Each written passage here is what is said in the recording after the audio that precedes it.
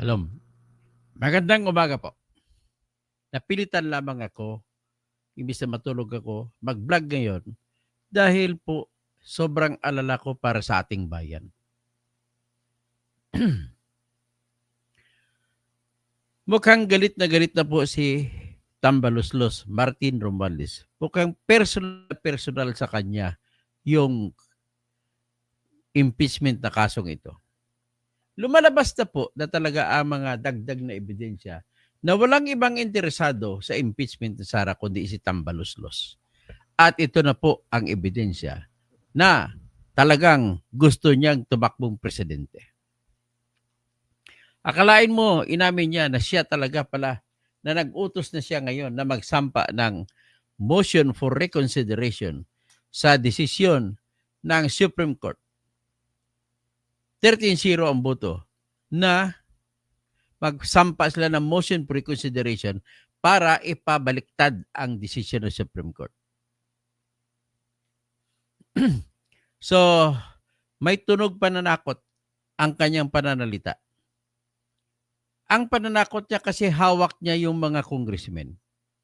May tunog na pananakot na gagamitan niya ng power of impeachment, na utusan niya yung mga congressmen ito na napipirma, 1/3 lang napipirma ng impeachment laban sa mga justices ng Supreme Court. Magkakaroon ito ng tinatawag na constitutional crisis. Ito po ang mangyari. Akalain mo, ang desisyon kasi ng Supreme Court, ibasura dahil sa null and void, una, at dahil sa humarang na ito, hinarangan na ito at meron na pong unang impeachment complaint at bawal na ito, linabag nito ang isang impeachment na batas para sa 1 taon para sa mga taong sinasampahan ng kaso. Ba't hindi? Kung tingnan mo, pag binasa mo talagang tama po ang desisyon ng Supreme Court. Ang nagsasabi lang na mali ay yung mga gusto lang talaga tanggalin si Sara Duterte. Pero kahit anong mahiya naman kayo. Nakakaya na magtatanong ka bakit klarong-klaro po desisyon na tama. Huwag niyo naman lukuhin ang mga mamamayan na dahil lamang sa sentimiento laban sa Duterte ay binabaliktad niyo, niluluko niyo mga taong mamamayan. Una-una, bakit ko nasabi tama? Ganito po yun. Sa ating konstitusyon po, particular na po ang Section 3, Article 11, Paragraph 5 ng ating saligang batas nagsasabi na bawal magsampa ng impeachment ng sobra sa isa sa loob ng 1 taon sa laban sa isang tao na impeachable kung tawagin. Si Sara bilang vice-presidente ay impeachable. Ngayon, bawal magsobra sa isa. Ano ngayon ang gagawin? Eh di binasura ng Supreme Court, bawal ang isa. Bawal na yung pang-apat. Ito naman po ang totoong nangyari. Ang ginawa nila Tambaluslos, yung unang reklamo na sinampa noong December 2, 2024, ay ginamit ni Tambaluslos na panakot kay BBM. Panakot sapagkat sa panahon na yun, natapos na nila ni Tambaluslos ang 2025 na budget at nilagay na nila, in-insert na nila ang mga AKAP. AKAP, AX, 25 billion ang AKAP, tapos nasa 70 million ang AX, o tapos sa MAEP, mga 70 million, billion ang pinag-usapan dito. At saka naglagay pa sila na 288 billion para sa flood control project na kinarga nila sa DPWH. So, kung tutusin mo sa tamang proseso, ay hindi dapat magiging ganun ang budget ng Pilipinas. So ngayon, dinisclose ni Toby Tiangco na gusto talaga nila na makakuha, ipasok yung pondo na yun. At gusto nila, ginawa nila panakot kay BBM yung impeachment na kaso. Talagang sinampa nila para mapilitan si BBM na hindi tanggalin, hindi i-veto ang mga ayuda na pondo at saka flood control na pondo. So ngayon, nagsampa sila, bukang hindi natitirag si BBM, nagsampa pa rin sila ng pangalawang reklamo. Yung sinampa ng December 4, 2024. At nagsampa pa ng pangatlo, December 19, 2024. At napansin mo bakit tinigil? Bakit hindi nila pinag-usapan? Kasi may balak. Yung pala panakot lang, hindi yun sadya na isasampa. So ngayon, naaprobahan ang budget ng 2025 na hindi vinito yung mga AKAP, AX, at saka MAIP. At saka yung 288 billion na flood control project. Okay na. Nag-umpisa na ngayon, naging batas na ang General Appropriations Act 2025. Ang problema nila kasunod ay ayaw ni BBM ipalabas ang pundo sa AX, sa AKAP, at saka flood control projects. Yun ang sinasabi ni Erwin Tulfo na ayaw palabas. Sapagkat nakalaan po yun sa mga congressmen na mga kakampi niya na kailangan mananalo sila sa eleksyon na yun kasi preparasyon niya para pag tumakbo siyang presidente ng Pilipinas, marami na siyang mga congressmen na hawak sa buong Pilipinas. Ang problema, sabi ni Toby Chanko, ayaw i-release ni BBM ang pundo. Ito na ngayon. Nag-umpisa na ngayon, mga ngampanya na ngayon ang mga alyansa ng kandidato. Yung ginawa ni Tambaluslos, sa huling araw ng session nila, February 5, ay binigla nila ang buong bansa at pumirma ang 215 na congressmen. Yun pala, pinabigyan niya, pinangakuan niya ng 150 na soft projects. At saka yung perk barrel para sa 200, galing sa 288 billion na flood control projects. So dahil pangako niya yun, at talagang binigay sa Senado, so napwersa ngayon na asar ngayon si BBM. At napilitan si BBM, baka masira yung mga kandidato niya sa buong bansa, kasama yung mga alyansa ng mga senators. Napilitan si BBM ipa-release yung budget para sa AKAP na 25 billion. Ang budget para sa IX na umabot na, kung hindi ko magkakamali, nasa umabot na po 40 billion o pagkatapos sa MAIP. At saka nirelease din ang flood control project. So nangyari, sabi ni Toby Chanko, nung wala pa yung impeachment na yan, ang taas na sa survey ng mga kandidato ng alyansa sa pagkasenador. Nung nangyari, sinampa ng impeachment, bumagsak na ang survey nila. Sila lang nakakaalam ng survey nila. Sa Mindanao, dati 10 pa na kandidato ng alyansa, pasok. Nung naisampa na yung impeachment laban kay Sara, naging 5. At saka nung inaresto nila si Duterte papunta sa The Hague, ay wala na, 0 na. Kaya sa Mindanao po, 0 ang mga kandidato ng alyansa. Hindi nanalo.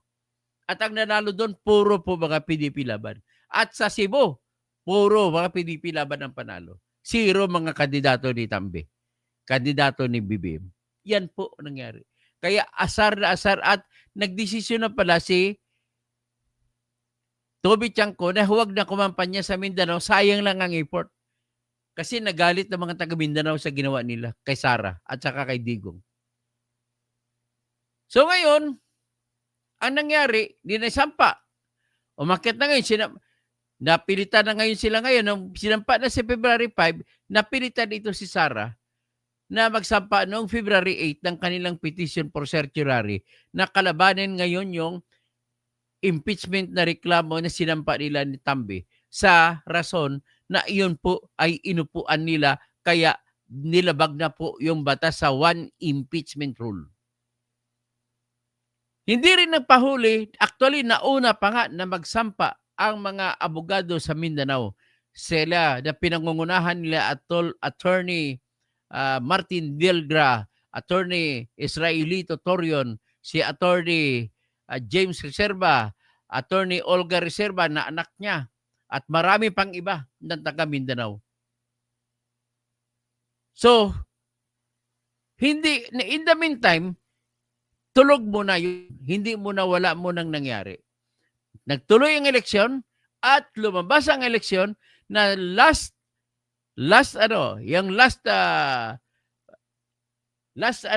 effort ay bagsak sa survey si Amy Marcos at saka si Camille Villar. Inalsa ni Sara Duterte si Camille at saka si Amy, panalo sila. So, yan po ang katibayan na napakalakas talaga ni Sara sa Mindanao. Wala po hindi ko kinakampihan si Sara. Katotohanan lamang sinasabi ko. At saka ito nga yung mga batas yung sinasabi ko, katotohanan nito. So, ano kayo nang nangyari? Nagtuloy-tuloy. Pagdating sa June, unang showdown nila, June 9, nagtipon ang mga senador at nag-usap-usap. Tapos June 10, nakasumpa na sila. June 9, nanumpa si Chis Escudero bilang Senate Impeachment Presiding Officer. At June 10, nanumpa yung mga 23 mga senador. Kasi wala na si Angara. So, nanumpa na sila. Nag-usap-usap sila, nagsampa ng motion to dismiss si Bato habang hindi pa sila nagiging impeachment court na kasumpa. Pero, hinarang naman nila, wag mo na. Nagsumpa muna sila at pinag-usapan ang motion to dismiss. Pinakiusapan ni Alan Peter Cayetano, si Bato, at saka ang isa pa nakiusap ay si Bongo, na kung pwede, wag na lang magsampa ng motion to dismiss. Kundi, ibalik na lang, magsampa lang ng motion na ibalik sa House of Representatives kasi alam nila na 4 ang lahat na impeachment na reklamo. Ang pinarang nila sa Senado ay pang-4. Yung 3 ay in-archive nila. Alam yan ng mga senador. So, ngayon na nangyari, na-remand. So, in the meantime, habang na-remand, bakbakan, magsisimula na ng mga kasunod na sumagot na si Sara Duterte, sumagot naman sa sagot ang mga House of Representatives at sumagot ulit si Sara Duterte at ang nangyari, bangayan hanggat sa nagulat na lang. Nagpalabas po ang Supreme Court ng utos sa House of Representatives at saka sa Senate. Pinapaliwanag sila ng mga iba-ibang mga pagpapaliwanag na hiningi. Kasama na po yung pagtatanong kung ano ang status dun sa 3 na unang sinampa na impeachment complaint. Kasama rin dyan ang pagtatanong kung ilang araw na business office senior, ang tawag dyan, session day na lumampas na bawat reklamo. At tinatanong kung may kapangyarihan si Secretary General Reginald Velasco na magsasabi kung ipapasa ba niya, i-refer ba niya, endorse ba niya sa order of business ang mga reklamong natanggap niya o hindi. O di kaya may kapangyarihan ba siya na huwag ipasa? Yan ang tinanong ng Supreme Court. Tinanong din ng Supreme Court sa kanila kung binigyan ba ng pagkakataon ang lahat, kung binigyan ang lahat ng kasapi ng Kongreso ng kopya ng reklamo ng impeachment at ebidensya. At kung binigyan din ba sila ng sapat na panahon para basahin ang mga reklamo, ang articles of impeachment at pati ebidensya. At tinanong din sila kung binigyan ba nila ng pagkakataon si Sara Duterte na sumagot sa mga ebidensya na inaakusa laban sa kanya. Marami pang ibang tanong, pero yan ang importanteng tanong na naalala ko. So ano ngayon? Sumagot sila. Sumagot ang Senado, hindi namin kaya sagutin yan kasi ang nakakaalam lang ng sagot niyan ay ang House of Representatives. So ginawa ng House of Representatives, gamit po ang OSG, ang ginawa nila, nagsumiti sila, sumagot sila. Yung una, sinagot nila ang status daw ng 3 impeachment ay na ilagay sa order of business sa loob ng 10 session days. Yan ang sinasabi nila. At inamin din nila sa ibang huling tanong kung anong ginawa nila sa 3 impeachment na reklamo na nauna. Sinabi nila, inarchive nila noong February 5. At tinanong din sila na yung pang-apat na reklamo ay in-endorse din ng February 5. Sabay-sabay ang 4 in-endorso. So ngayon, ano nangyari? Nang nagdesisyon ng Supreme Court na determina ng Supreme Court sa panunulat ni Justice Marvic Lunen na inappoint ni Noynoy Aquino. Hindi kay Duterte appoint yan. Na sinasabi niya na nalabag na po ang one impeachment rule. Bakit po? Sinabi niya, kasi yung 3 naunang reklamo, pwede namang nila pagbigyan na naisampa sa loob ng 10 session days. Pero ang problema, in-archive ninyo, hindi ninyo ni-refer sa proper committee. Therefore, nagiging non-viable na. Ano na siya? Expunge from the record ang nangyari dyan. Nagiging functus officio ang 3 reklamo impeachment na nauna. At inano pa nila, inamin pa nila na in-archive nila. So ngayon, ang sabi ng Supreme Court, na lahat ng 13 na pumirma, sabi nila, dahil dan sa ginawa niyo na hindi niyo na-repair, it is good as saying na iyan na yung initial action pagkatapos ma-file na para mabuo yung tinatawag na initiated. Kapag initiated na kasi ang reklamong impeachment, ay hindi ka na pwede makapag-file sa ng bago pang-impeachment. So yung pang-4 ay hindi na pwede tanggapin. Binasura na ngayon ng Supreme Court dahil labag sa one impeachment rule. Constitutional law yan, ang one impeachment rule. Hindi nyo pwede yan labagin. At paano nyo ipaliwanag, ha? Kayo mga lumalaban, laban kay Sara, paano nyo ipaliwanag yung paglabag sa one impeachment rule? Sige nga. Nagugulat naman ako, pati mga professor dyan sa UP Law. Bakit ganun kayo? Pinapahiya nyo lang ang UP sa ginagawa nyo yan. Lahat-lahat pa na kayo, ganun ang stand.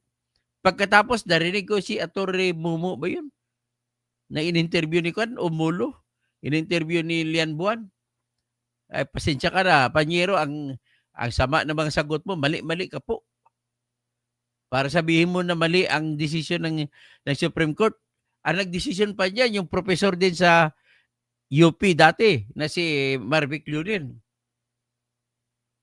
So ngayon, dahil nga, sobra na, ang kinonsidera na motion to dismiss, yung inyong nilagay sa archive, ang ibig sabihin ng archive, nilagay lang sa cabinet. Isa pang dahilan na ginawa ng Supreme Court, dahil hindi nyo binigyan ng kopya si Sara Duterte ng impeachment na reklamo bago nyo sinumite sa House, sa Senate of the Philippines, ay sinabi ng Supreme Court na nilabag nyo ang karapatan ni Sara na mabigyan ng pagkakataon na sumagot sa mga akusasyon at mga ebidensya laban sa kanya. Kaya null and void, binasura, walang bisa mula sa simula pa lamang ang nangyari sa pang-4 impeachment. Yan po naging decision ng Supreme Court. So paano pa kayo nito? Napakasulit po ng decision ng Supreme Court. Ang binasihan ng Supreme Court, yung inyo man inamin sa sinagot ninyo. In-apply lang, ginamit lang ng Supreme Court ang batas at binigyan ng interpretasyon. Bakit? Sino ba ang may kapangyarihan sa pagbigay ng kung anong interpretasyon o kahulugan ng mga batas? Supreme Court lang. Tapos mayroon pa silang argumento na hindi tinanggap ng Supreme Court na tanging impeachment court lamang ng Senate ang may kapangyarihan at walang kapangyarihan makialam ang Supreme Court sa pagpapaliwanag sa kanila at pagpakialam na desisyonan yung kaso at ideklara na walang bisa sa simula pa lamang at dahil ganon, walang kapangyarihan ang Senate of the Philippines na tanggapin ang reklamo. Ganon ang ginawa ng Supreme Court. Nagalit ngayon si Tambaluslos. Bakit kaya siya nagalit? Personal pala sa kanya to. Akala ko naman, hindi. Akala ko naman. Ibig sabihin, naging personal kasi napapahiya siya eh. Dinidiktik siya. Paano isasauli nyo yung 150 million na pinabigay nyo nung nakalang eleksyon at binulsa ang iba? Ganon po ang nangyari sa ginagawa niyo. Paano ipamibigay? Anong uulitin ba na naman ni Tambaluslos yung ginawa niya sa Okada Hotel? Biro mo, nabisto siya sa Delaware, Chancery Court sa Delaware. Binanggit ang pangalan niya na siya ay tumanggap ng suhol mula sa Japan, mula sa grupo ng anak ni Okada para agawin ang Okada sa ama ng Okada. At yung decision ng Supreme Court, ang tinahabol doon na babaguhin. Nakaya niya ba? Tingin ko nakaya niya kasi bumaliktad ang decision eh. So, kinakabahan ako ngayon. Kasi sa pag-anunsyo ni Tambe na siya na mismo nag-utos na magsampa ng motion for reconsideration, ay, naku, ano ito? Naku, gagamitan niya ng lakas. At kung hindi maggamit ng lakas, anong gagamitin niya? Hawak niya po sa ilong ang mga congressmen. Ang kailangan niya congressmen sa ngayon, kung 317 ang dami ng congressmen ngayon, divided by 3 mo. So 300 divided by 3 is 100. So 17 divided by 3, sabihin mo 15. So 5. So 105. Tapos may sobrang dalawa. So 106 dapat na congressman na ang kailangan niya pumirma para ma-impeach niya ang lahat ng mga justices. Biro mo, gagawin niya yan, pananaktan-takutin niya para mag-decision baliktad. At anong gagawin niya? Ito narinig ko sa kanilang diskarte. Ang diskarte nila po, mag-argumento sila, i-argue nila yung tinatawag po na Doctrine of Operative Fact. Ano pong doktrina ng operative fact? Ang doktrina po ng operative fact ay gamit yan sa panahon sa kaso na Bilhika versus Ochoa na kung saan kinaso ni dating konsyel ng Maynila na si kapatid ni Attorney Jeremiah Bilhika na sinasabi ang lahat ng mga pork barrel na nagastos na sa panahon na hindi pa nadeklara na bawal ay i-considera pa na valid. So kung ganon, gusto nilang palabasin na yung ginawa nilang impeachment laban kay Sara ay ideklara muna na valid kasi in good faith daw sila naniniwala na tama ginawa nila. Pwede bang sabihin nyo na in good faith sila? Diyos ko. Wala po ako nakita, Teacher's Pet TV, Rigay Felipe, manehod sa disyertos sa Manifort. Madali ko talaga maintindihan ang mga paliwanag. Picture 925. So, ibig sabihin, ano bang mga bagay ang gusto ni Tambaluslos na respetuhin? Kahit sabihin niya, parang ganun, inaamin niya na mali nga sila. Kasi diniklara na ng korte. Pero hihingiin na sa korte na please naman, yung hindi pa nyo nadeklara, yung unang ginawa namin, yung impeachment na reklamo laban kay inaprobahan namin, na binigay namin sa Senado, ay igalang nyo naman kasi hindi pa namin inosente pa kami, hindi namin alam na mali pala yan. Ganun po ang argumento ng Doctrine of Operative Fact. So, nung panahon na hindi pa nagdeklara ang Supreme Court na bawal ang pork barrel, marami po na mga inakusahan na mga congressmen at senador ang naabsuelto na ginamit ni Janet Napoles. Kasi sa panahon na ginamit sila ni Janet Napoles, yung pera nila ay hindi pa dineklara na bawal. Naabutan lang sila ni Bong Revilla, sila ni Jingo Estrada, sila ni Enrile. Kumbaga nauna na isampa Nauna na nadeklara yung Bilhika, si Greco Bilhika case. Nauna, kung ibig sabihin, ang lahat ng mga kasong pandarambong na kinukuha ang pork barrel sa pamamagitan ni Janet Napoles na ibigay sa kumpanya ni Janet Napoles at hati-hatiin niya, ayusin niya, bibigay niya kalahati sa mga senador o di kaya sa congressman.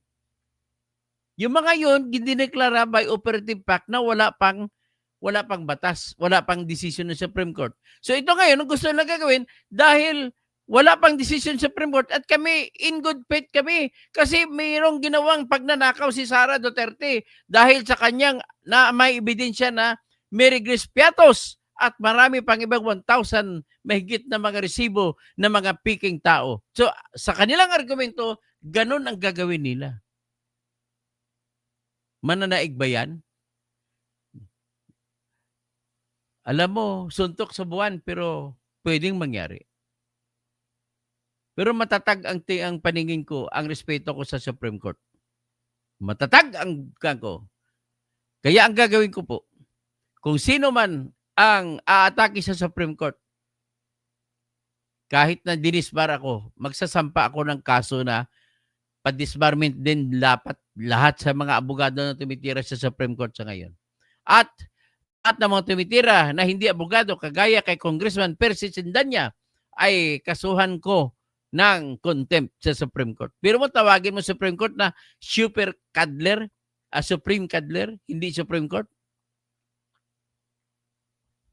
So, yan po ang gagawin lang. Ngayon, ang kinatakutan ko lang po dito, Manafort at saka maneho sa disyerto, Picture 925, Lita at Violet Brown, Lisa Tanaka. At ang kinatakutan ko po dito ay hawak ni Tambaluslos yung ilong ng mga congressman na pipirma kagad. Oy, Rothstein, magandang umaga. So kung pipirma kagad, kailangan ang 106 na pirma.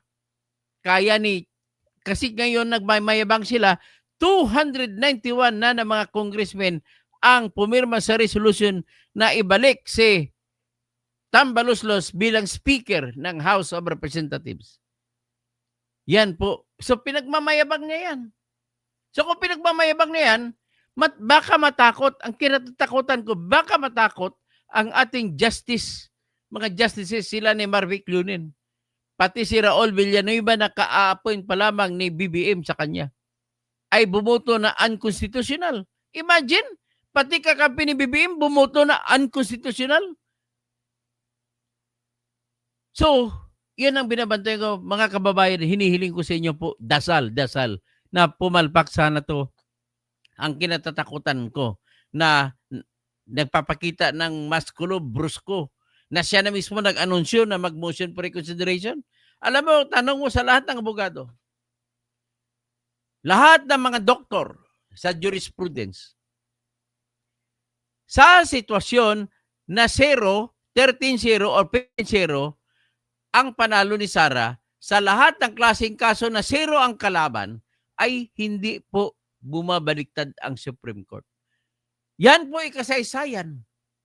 So, ang kalaban nila ni Martin Romualdez sa kanilang pagsampa ng motion for reconsideration ay kasaysayan. Kaya sa atin, magdasal lang tayo. Linggo ngayon, Sunday. Kaya kung hindi kayo makapagdasal, magkanta na lang po kayo. Ang gagawin natin, Sunday morning, I got on the track. Hey, hey, hey, it's a beautiful day. Ganun, magkanta lang tayo, magsamba tayo lahat. Isama natin sa Panginoon sa pagsamba na hindi sana magtagumpay ang maitim na balak ni Martin Romualdez. O, kayo dyan na mga anti-DDS, mga kaibigan ko pa naman sila. Hindi ko na babanggitin pangalan. Pero sinasabi ko lang sa mga kaibigan ko, hindi ko banggitin pangalan nyo. Alam ko na pinapakinggan yung aking live stream. Ito lang masasabi ko sa inyo. Saan ba kayo kumuha ng basihan para sabihin ninyo na bawal makialam ang Supreme Court? Narinig ko mga katwiran ng iba at sinasabi rin yan ni former Justice Antonio Carpio na sinasabi doon na ang exclusive power sa all impeachment cases ay Supreme Court. Ay ang Senate Impeachment Court. Yes, wala tayong question dyan. Ang sabi ko nga, plenary pa nga eh. Total, massive, catch all. Halos lahat, blanket authority, yung tawag dyan. Pero, maliban na lamang sa iilang bagay na may specific na sukatan. Maliban na lamang sa mga bagay na legal ang question kung ano ang batas. Kapag may tanong kung ano ang batas, ano ang kahulugan ng batas, yan po pwedeng makialam ang Supreme Court, mga kaibigan ko.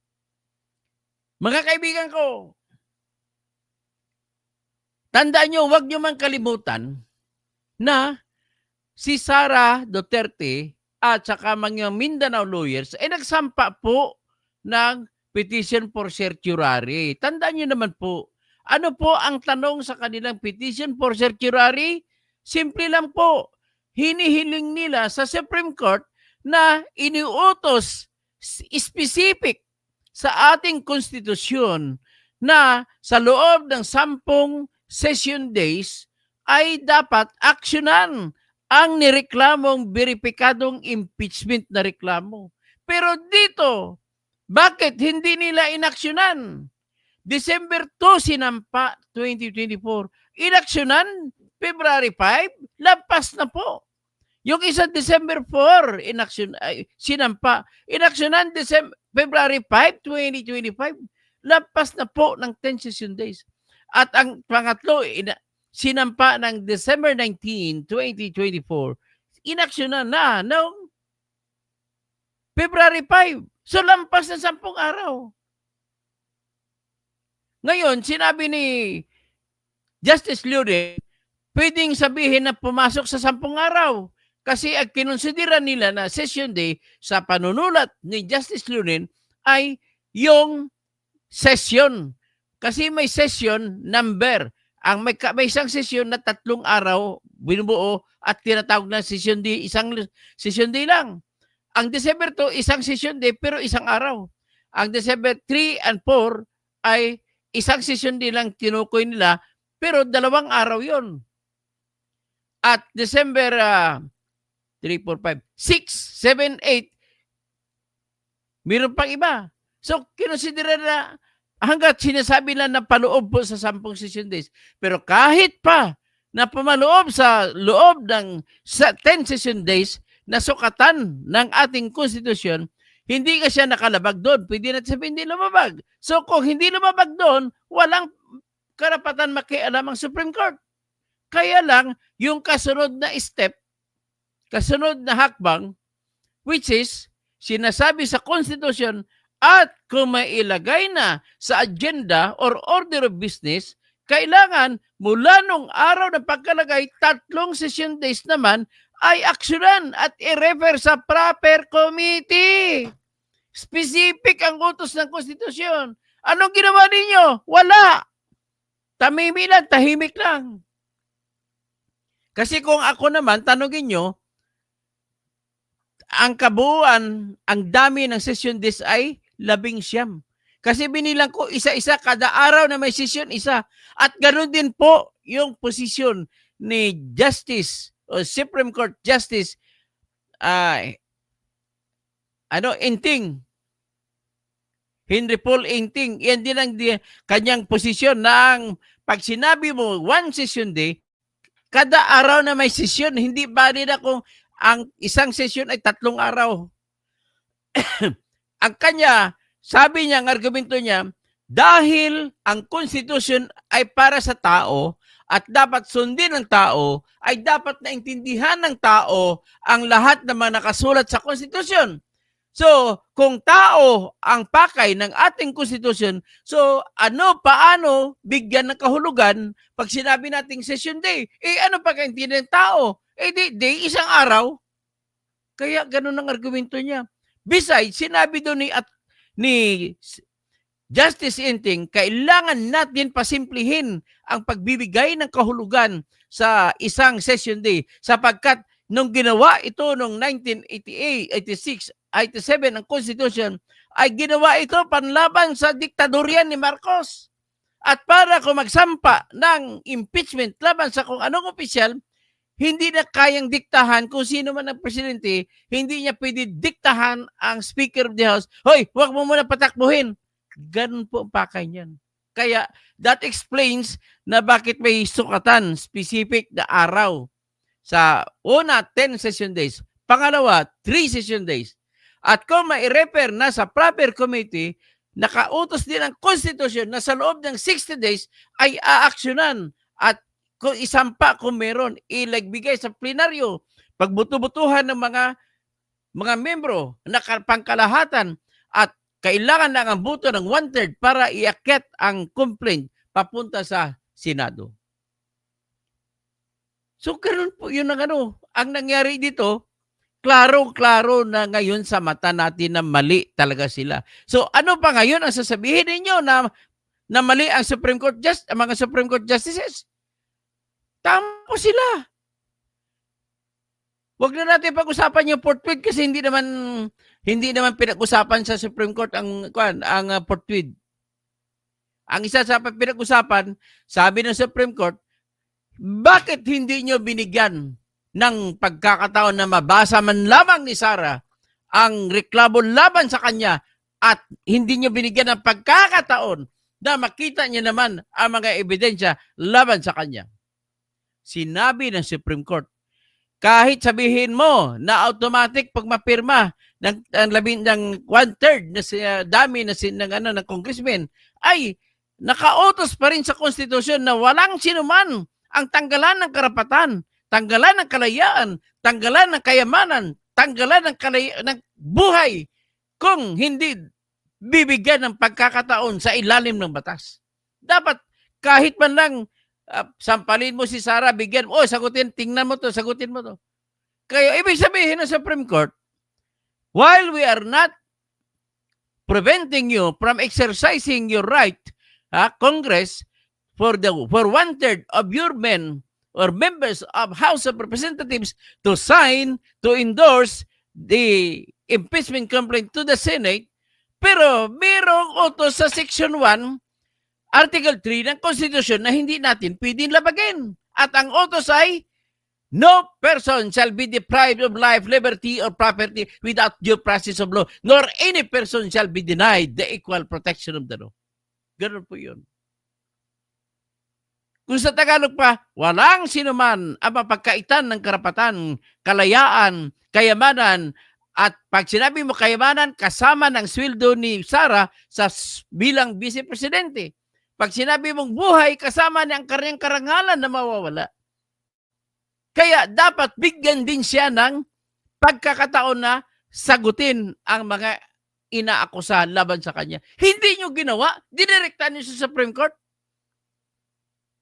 Kaya dahil dyan, nagdesisyon ng Supreme Court Justices na walang bisa sa simula pa lamang dahil hindi nyo binigyan ng pagkakataon na magpaliwanag si Sara kada hakbang ng kaso.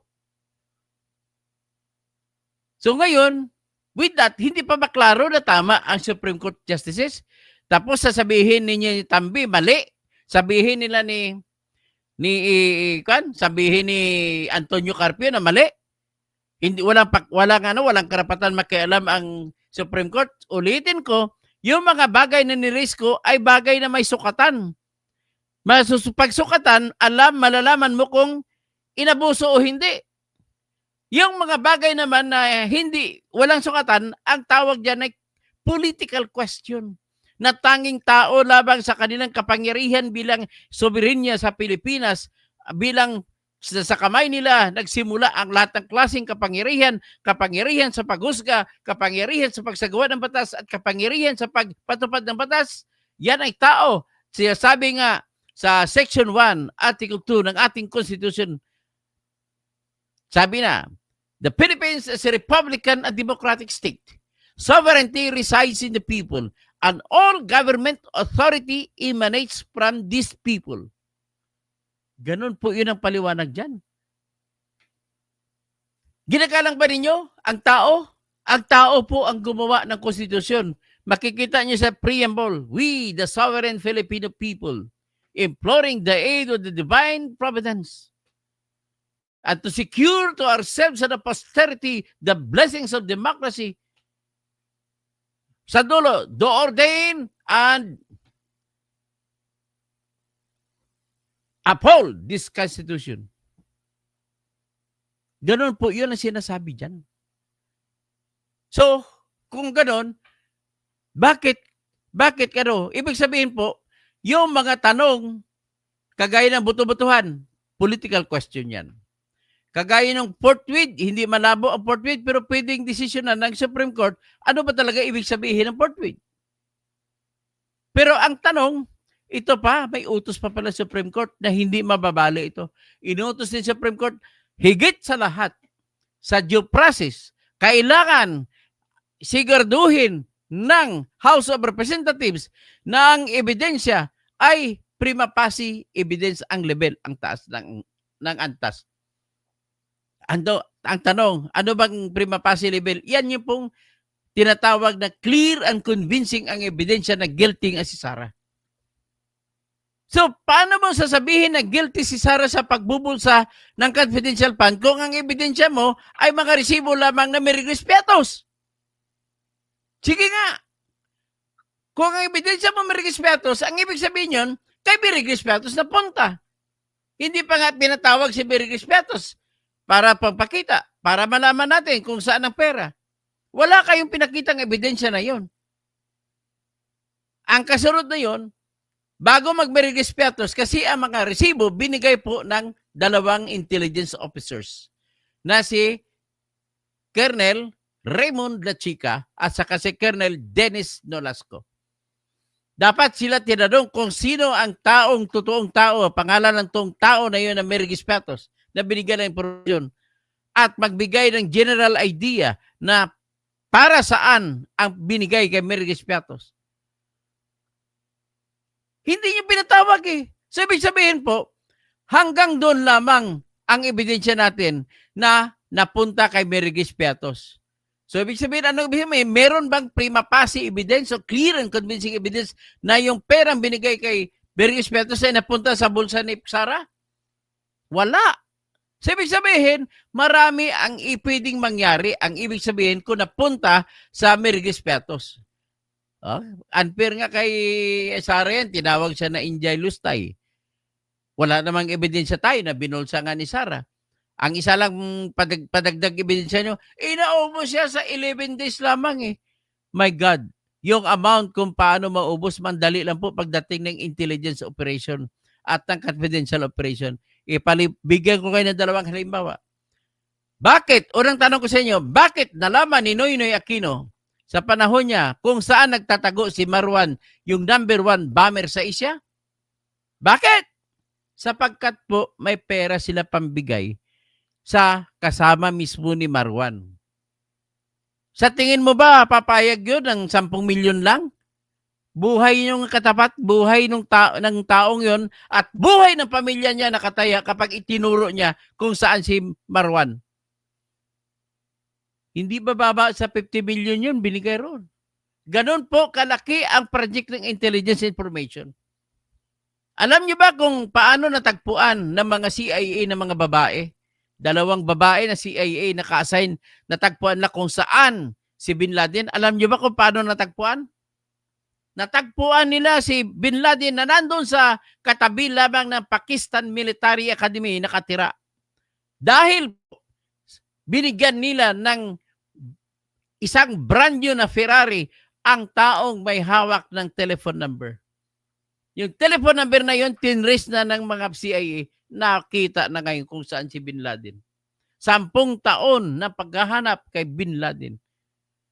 Ganon po kahalaga yung impormasyon. Ganon kahalaga. So, ibig sabihin lang, ang punto ko lang dito, pwede rin mangyari na binulsa ni Sarah.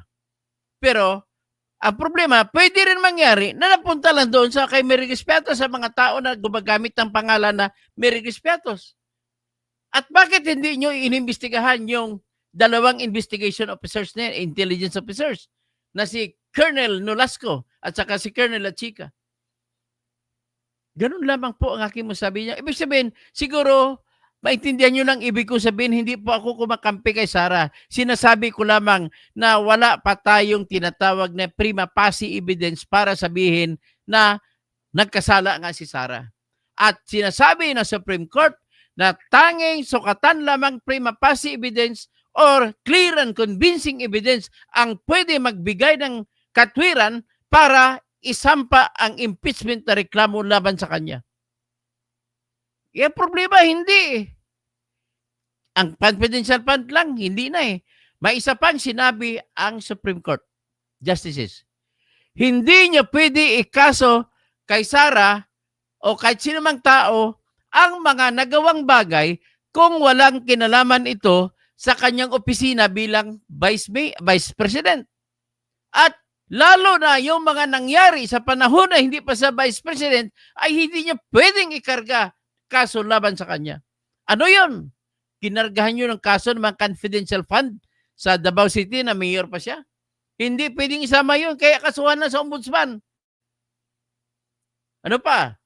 Yung bank account na pinagmamayabang ni Senator o ex-Senator Antonio Trillanes na mga bank accounts daw ng joint accounts niya kay tatay niya sa BPI. Totoo ba yun?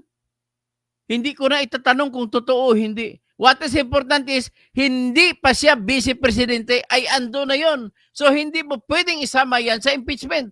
Maaaring pwede mo isama sa ombudsman.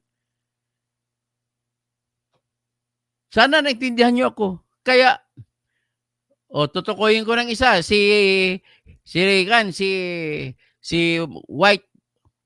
White brother. Tinawag niya kaming taga Mindanao na Sub-Saharan, Richard Hidarian. Akala mo, kataon lang, nagwapo ka lang sa akin, pero huwag ka naman manglait ng pangit at saka kalbo. Mali po sinasabi mo. Mali para sabihin mo na walang karapatan ang Supreme Court para makialam. So sa tingin ko, tama na to ngayon. Basta kasi Tambaluslos ang kinatatakutan ko, let us pray na hindi magtagumpay yung aking kinatatakutan na gagamitan ni Tambaluslos ng impeachment power kasi hawak niya, kailangan lamang ang 106 na pirma para i-impeach niya ang mga justices natin. Hanggang dyan, mag-shoutout good morning na lang ako sa inyo. Kaya kahit napatulog na ako, nakita ko ito, ay pakinggan nyo muna siguro. I-share screen ko muna yung kung saan nagsalita si Tambaluslos.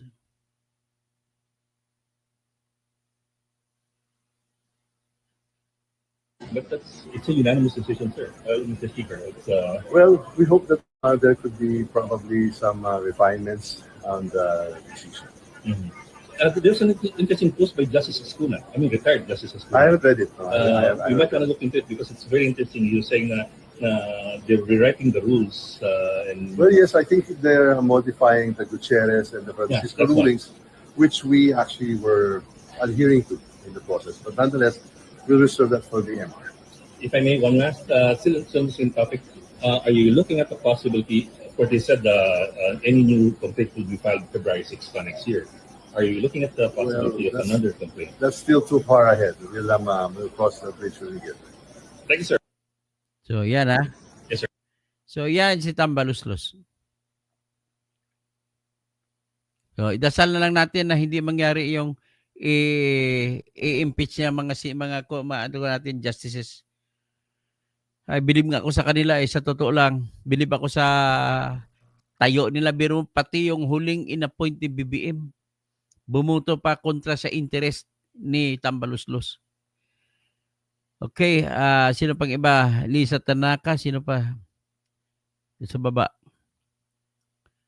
Consuelo Corpus, tama naman isang impeachment lang ang na-file sa Senate. Dapat nga isa lang ma-file. Ang ginawa po nila Consuelo, 4 ang final eh. Isa lang ang final sa Senate pero yung 3 na nandoon sa House of Representatives, hindi nila pwede ipikit ang mata nila. Yun po yung pagpaikutan nila. Kinisircumvent nilang batas. Si Manafort probably LBM believe that they can just buy everyone with the billions of taxpayers' money to make them act like representatives who became lutangs, bangags, and tambaluslos. Miko Pal, si Justice Leonin, patas na huwes. Oh, siya po inappoint ni Noynoy Aquino. Pero nahawa nahawa ng kababalan. Hindi po siya ng hindi mamahawa. Mali po kayo Miko Pal, wala kang ebidensya. Mas naniwala po ako sa tanyag na integridad ng mga justice natin kaysa kung si Tambaluslos. Kaya pakiusap lang, huwag kang mag-akusa sa mga justices kasi wala po kayong ebidensya. Kasi pwede po kayo, kung may pangalan ka nandyan, kung nakita pangalan, pwede po kayong kasuhan ng contempt at para maipakulong ka ng Supreme Court. Candida Shilbinger, Dr. Kausing, ang galing po ng paliwanag nyo. Maraming salamat po at marami akong nalalaman sa inyo. Maraming salamat din po at naintindihan ninyo. Virgilio Kalinsag, people power ang sagot dyan. June David, ipaubaya po natin sa Panginoon, sa Diyos, na makapangyarihan ang lahat ng nangyari na to. Gagawan po ng paraan ang makapangyarihan na Diyos natin. Mayap na abak, John David. Manafort, salamat po. Virgilio Kalinsag ulit, people's power sagot. Si John David, pagpalabi ng Diyos. Okay, Agustin Morales, isa ka ring kampi ng magnanakaw. Bakit mo nasabi na kampi po ako ng magnanakaw? Agustin, sige paliwanag mo nga po. Pero salamat naman ako at lagi ka nanonood sa akin. Thank you lang po. Gagala ko pang iyong sinabi, pero please lang ipakipaliwanag din po. Ha? Okay? Kung paano ako naging kampi na magnanakaw at sino magnanakaw aking kinakampihan. Wala naman tayong ebidensya. May ebidensya ka ba na nagnakaw si Sara? O si Duterte? Siguro pwede mo sabihin na binanggit ang pangalan nila na link sila sa Parmali, na link sila kung sa mga war on drugs, kung ano, pero hanggang kwento lang nalilink, wala pa tayong ebidensya po. Kaya magiging patas kayo sa kapwa ninyo. Kung walang ebidensya, ay huwag nyo naman sabihin na ganun na nga. Rigi Regal Felipe, Dr. Toto, saludo ako sa insights at arguments mo. Salamat po, Rigi.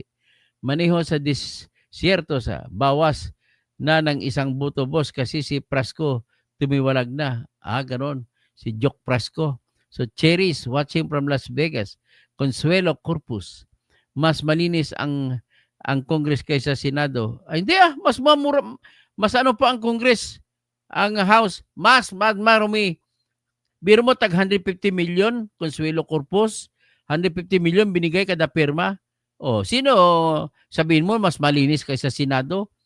Ay, pasensyahan tayo, hindi po ako maniwala sa iyo at hindi po ako conforme dyan. Heriberto, Philemon Injapi, pero maniwala ako pareho silang hindi malinis. Ganun lang po, Consuelo Corpus. Pero pag sinabi mo yung isa mas malinis kaysa isa, ay pareho lang po sila. Wala tayong ebidensya, pero pwede natin sabihin na lahat tayo ay ang presumption natin, lahat sila ay nagnanakaw. Diba? Pero hindi wala tayong ebidensya ng mga bawat isa na pagnanakaw ng isa. Maliban na lang ako sa isang tao dyan, mayroong akong ebidensya.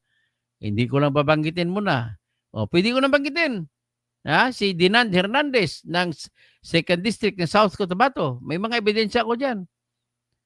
Na nag-overprice siya doon sa pagbibili ng mga food pack para ibigay sa mga evacuees ng Marawi. So, Heriberto, Philemon Indiapi, impeach mga DDS na justice. Hindi naman po. Bakit mo impeach ang DDS na justice? Hindi naman DDS yan. Tsaka bakit masama bang DDS? Hindi naman po. Mas matalino pang DDS sa mga karamihan na hindi DDS. Bakit ko nasabi? Pero mo sabihin nila na hindi DDS na bawal makialam ang Supreme Court. Mali yun, kabubuhan yun. O sino ngayon mas bobo? Mga DDS na sasabi na pwede makialam o kayong mga hindi DDS na sabi nyo bawal makialam? Di ba? Consuelo Corpus, 142.7 billion. Ay, kwento lang yun. Wala pang ebidensya yung Consuelo. Pinalabas lang po yan na kwento kasi natatakot sila kay Cheese para matalo si Cheese sa takbuhan ng presidente ng Senate. At ang nagpalabas diyan mga kakampi ni Soto. Tandaan mo yan, Consuelo Corpus. Mga kwento yan, nabasa ko din sa billionaire.com. Wala rin silang ebidensya na binanggit po. Kaya nga, tantanan, wag na po natin yan. Wag na tayo padala sa mga kwentong walang ebidensya. Raul Salazar, sana iba na ang Speaker of the House. Wala rin mangyari kahit sino. Ang problema ko. Sino ba si Albi Benitez? Isa rin yan. Ang pinakamaganda dyan, sino? Si Toby Chanko. O pwede si Toby Chanko. Mukhang mas maganda, mas maayos siya. Tommy, akala kasi ng ambisyosong magnanakaw na walang hiya na si Martin Tambaluslos, susunod na lahat sa kanya. Tapos Consuelo Corpus, ipinagtatanggol nila si Sara sa impeachment ngayon. Siya, totoo naman, mas malinis si Sara sa kanila, Consuelo. Sa totoo lang, wala tayong ebidensya na si Sara nagnakaw. Ganun lang po kasimple. Ang 142.7 yan, hindi pa natin alam yan, pero binibira ko si Cheese. At nagpaliwanag na si Cheese na hindi totoo yan. Paano daw siya makapag-insert? Hindi naman siya kakampi, hindi naman siya kamag-anak ni BBM. Ang pwede lang makapalusot diyan kamag-anak ni BBM. Kundi bibito lahat ni BBM ang mga pinasingit ni Cheese, di ba?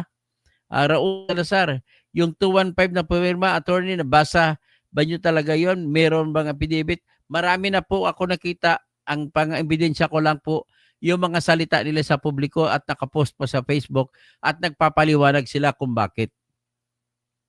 Heriberto Filemon Indiape, Lacson for President. Ay, pasensya na, hindi ko iboboto si Lacson. Yung Kuratong Baliling pa lang, hindi pa niya na ipaliwanag. Kasama niya dyan si Akop na pumatay sa mga Kuratong Baliling. Merly Victoria, money is the root of all evil. The real is since the time that God gave commandments, many people became selfish against the commandment of God because the love of money, and it's happening now. Every time naman siguro, mula pa nun sa panahon ni Aguinaldo, hanggang ngayon maraming pagnanakaw na nangyayari. So Raul Salazar, the Supreme Court is an independent body. Tama po yan. Reggie Regal Felipe, Dr. Toto, paalam po, magsimba pa ako. Sige po, ipagdasal niyo po ako para lagi po ako nasa mabuting kalagayan at makapagsiwalat po ako lagi para sa bayan. Tommy, nag-away na ang mga tao at nalugmok ang bansa dahil sa walang hiya si Martin Romualdez. Prisperes, mayap-abak. Mga kabalen, mayap-abak sa mga kabsat ko na imbang bigat. Maximum factor, correct. Galagugo, 25. Attorney, mataas na po ba ang congressman ng Akbayan sa Korte Suprema at ayaw niyang tanggapin ang desisyon ng Korte Suprema? Ang problema, ayaw tanggapin. Ako magsasampa ng contempt laban kay Percy Sindanya. At saka si Kwan, nagsasalita pa si Cheljok no, ipa-disbar ko si Cheljok no. Nagsasalita siya na masama sa Supreme Court. Nuclear reactor, wala din silang ebidensya. Hindi, ayaw lang nilang desisyon. Mali naman sila. Pinaliwanag ko na kung bakit tama ang Supreme Court. Raul Salazar, confidential fund, sikreto, dapat yan. Paano nagastos? Madaming, yung confidential fund ni Bongbong Marcos ay 4,625,000,000 kada taon. Ang confidential fund nitong 2025 ni Tambaluslos ay 2,700,000,000 at 2,700,000,000. Kay Chis Escudero, 600 million lang. Raul Salazar, nakabasa ko na pa, Liz Truhat. Sir Toto, yung example kay May Marwan, dapat lang talaga may Intel fund. Pero dito sa Intel, sa DepEd, sa DepEd naman po, Lil Truhat, ang problema nila po dyan, yung mga high school nire-recruit ng NPA. Kaya dyan na ang pakay nila ng confidential fund. So ngayon, ang hindi ko lang alam kung talaga napunta doon, pero wala pa tayong ebidensya para sabihin natin na ninakaw. Roberto Filemon Indiape, She betrayed the Filipino people. Sino si Sara? Wala po tayong ebidensya, Heriberto Filemon Indiapi. Maghanap pa tayo ng ebidensya kung totoo yan o hindi. Pero siyempre, marami nag-iisip na gano'n na nga. Pero iba yung pag-iisip, iba yung sulit na may ebidensya. Nuclear reactor reacts. Heriberto Filemon Indiapi, how? Tinatanong ka. Filemon, no? Heriberto, subscriber kita, matagal na kita, parang kaibigan na kita. O may nagtatanong lang si Nuclear Reactor Reacts, paano mo nangyari? Bakit mo nasabi na tinraidor ni Sara ang tao? Filger, greedy thieves, politicians is the culprit. So maximum factor, sobrang obvious na takot silang maging presidente si Sara dahil sa laki ng trust rating ng mga Pilipino sa kanya. Nuclear Reactor Reacts, dahil may armed wing sila, Teacher Franz, Galagogo 25. If she betrayed the Filipino people, why does she is the highest trust rating? O nga, mas pinakamataas na trust rating, 61%. Sa huling survey, kung totoong survey. Pero hindi pa ako magsabi na totoo ngayon, hindi. Kasi wala akong ebidensya kung totoo man yan, hindi. Pero kung inapagbasa natin, 61% po or mahigit sa 6 na bawat 10 Pilipino ay nagtitiwala kay Sara Duterte. Nuclear reactor reacts, si Romualdez, future president ni Heriberto. Maximum factor, alam nilang malakas si Sara Duterte sa laban kaya gusto nilang i-impeach. Lil Struhat, Sir Toto, ang mga senador biglang tumapang kasi hindi nila alam na matutuloy. Divine Grace, napatuyang ang House of Representatives o ubang senador unconstitutional sa part ng impeachment, kurakot ay gustong magpresidente si Tamba this coming 2028. Demetrio Bukaw, Real Talk, nanalo lang ang team sinusuko dahil may dayab. Dayab? Ano bang dayab? Dayaan. Oo. Dayaan pala. Lil Straw Hat, Sir Toto, kaya lagi kong hintay ang live nyo, mag-reply ka sa comment. Thank you, Sir Toto. Salamat po. Nuclear Reactor Reacts, Agustina Morales, sino magnanakaw, hindi nga kayo makapag-file sa ombudsman. Ay, may na-file na po ko sa si Agustina Morales, no, hindi siya nakapag-file. Ako nakapag-file na ako sa ombudsman eh. Dimi Yang, Kabunyog, Kisuna Mayan, sana po Doc, kausing ay lumagana po ang channel ninyo. Sana po, paki-share ninyo, paki-tanong, paki-like nyo. Gusto ko lang sana maraming magla-like. Merly Victoria, ang mga tao na walang kaalaman sa batas, sila ay matapang dahil bayad. Kawawa ang mga taong nadadamay sa kawalang hiyaan sa mga nagsasamantala para makamit ang gusto. So, Raul Salazar, yes, didiis tayo. Raul Salazar, Toby Tiangco na lang sana next Speaker of the House. ATC Junior, bakit hindi nila susundin ang desisyon ng ICI?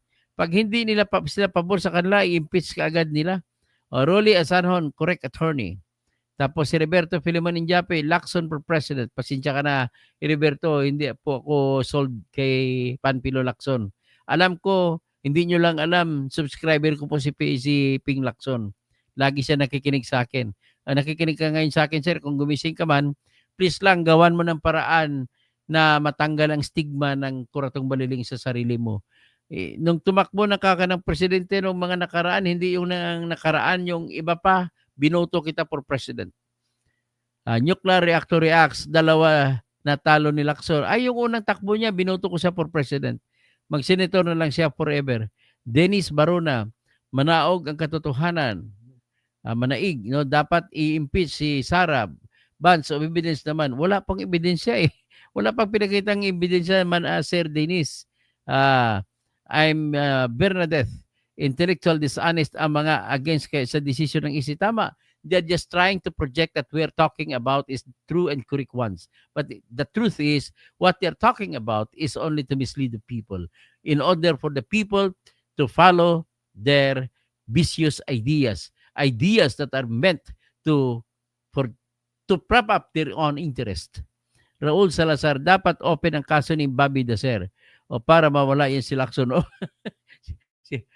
In fairness naman kay Ping Lacson, Bobby Dacer po, hindi siya kasama diyan.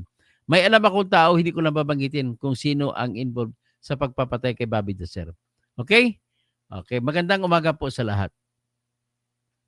At please lang, at huwag kayong magano. Ano ba ito? So anyway,